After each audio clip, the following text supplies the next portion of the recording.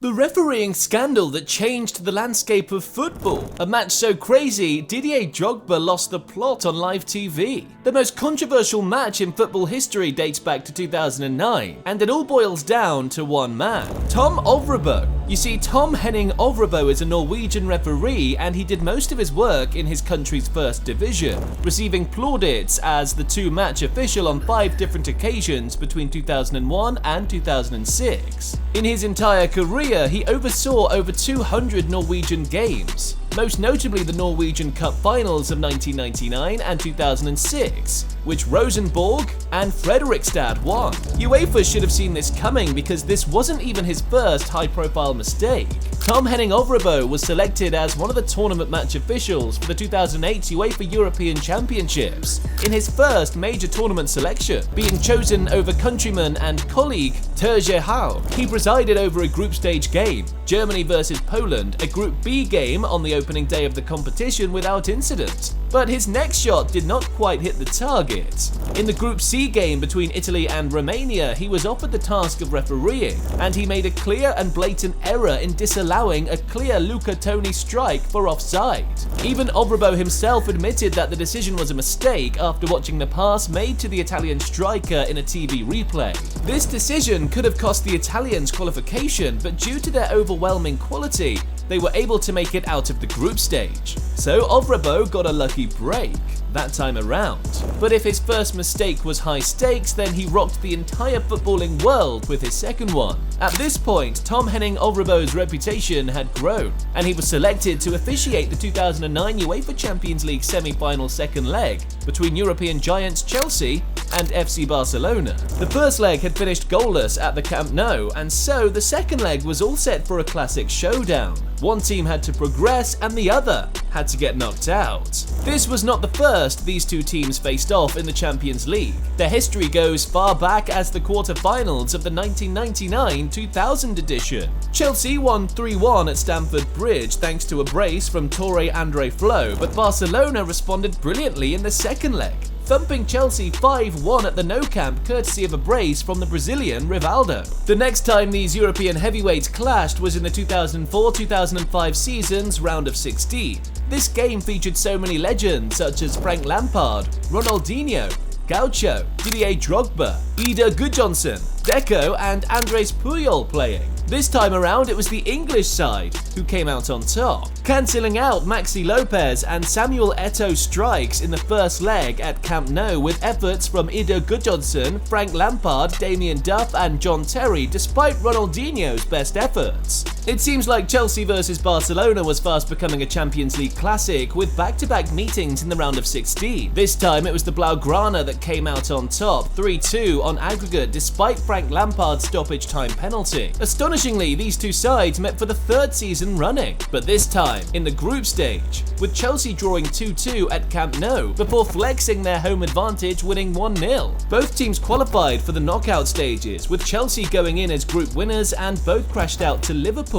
with Chelsea losing on penalties to them in the semi-finals and Barcelona going down by the away goals rule in the round of 16. The first fixtures happened without incident, with the team on the losing side being able to accept their defeats with grace, knowing that there were no controversies to quarrel about. Now, the games between both sides have always been historically evenly divided, with this edition probably the most knife-edgy one yet. Chelsea was a defensive, tough, mentally strong and physically imposing side who knew what they were and never really tried to play fancy football, while Barcelona was in their tiki-taka era, dominating possession, passing their opponents into submission. Going into this game, both teams were on fire, breezing through the Champions League while also locked in their domestic league title races. These two teams had a lot to prove, with Chelsea still reeling from the heartbreak of losing last year's final by a penalty shootout to Premier League rivals Manchester United. And this year they were looking to go one better, while Barcelona had lost in the semi-finals to another English team in Manchester United the year before and was looking to get one past them and advance to the final. You see, Barcelona had failed to win their last 4 games against Premier League sides and did not even score in the last one, which was a goalless draw against defending champions Manchester United.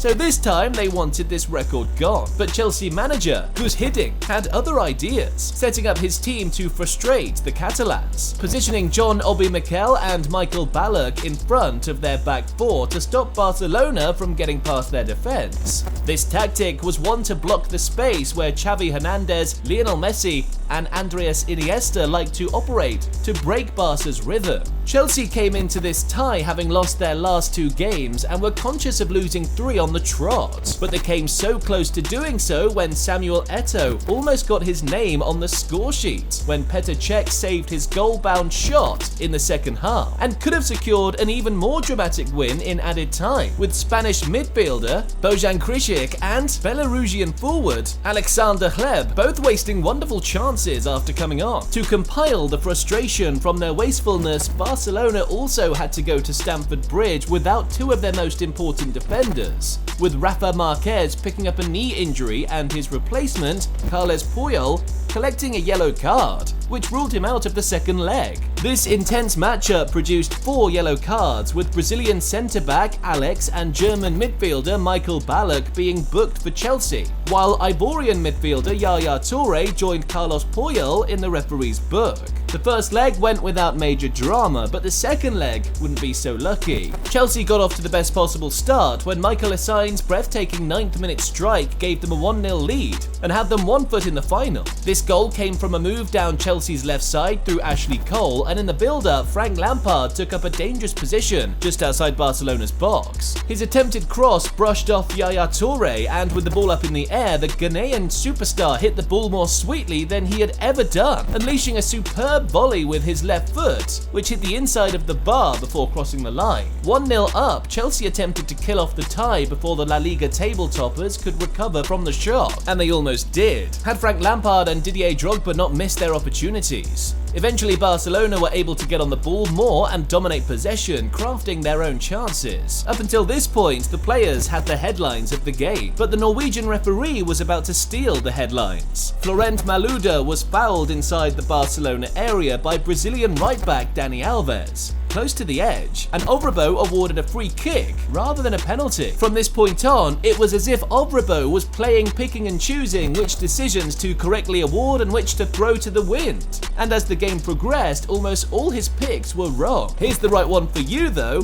Mr. Football. We've got the best footy content on YouTube, and if you haven't subscribed to the channel yet, you're missing out. Nevertheless, Chelsea, with more fire in their bones, kept on pushing and creating chances, and nearly made it too when their captain fantastic John Terry flashed a header just wide of the post barely a few seconds later. His famous disaster class continued when Arik Abidal committed a red card offence inside of his box and walked off without punishment. With the game still in its first period, Abidal marked Drogba as Chelsea tried to pile on some pressure on the Barcelona back line. And to stop the Ivorian striker from scoring, he pulled on the striker's shirt and came across him with his legs, clearly denying Drogba from being able to finish off the chance. But Ovrebo somehow waved this off, confidently too. He didn't seem moved by the home crowd, very aware of what he was doing. It was at this point every fan watching this game, whether at Stamford Bridge or at home, sat up in shock and fear of the next horror would commit. And as much as everyone hoped they were wrong, we all knew it was ominous. In the remaining action of the half, the referee awarded Dani Alves the game's first booking for a foul on Joe Cole, while Michael Essien escaped punishment for an even worse foul on Alves, piling up the Norwegian officials' list of wrong calls. By the halftime break, the Norwegian referee and not any player was the biggest talking point in the game. Chelsea fans all over the world cussed him, blaming him for their side not being possibly 3 goals up. Barcelona fans were thankful but confused at how a referee could be so bad at his job, while neutrals began to question whether there was an element of corruption to his decisions. But there was still a lot of football to be played, and with Tom Henning Ovrebo overseeing it, no one was at peace. Chelsea began the second half conscious of the fact that the very was against them, and they had to secure the tie. Meanwhile, Barcelona stuck to their guns of trying to create around this resolute Chelsea team. Ovrebo's next mistake was looming, and once again Didier Drogba was at the centre of it all. In the 56th minute, Drogba was whacked by his international teammate Yaya Toure while trying to protect the ball, and Ovrebo once again waved play on. Another incorrect decision. This guy was on a roll.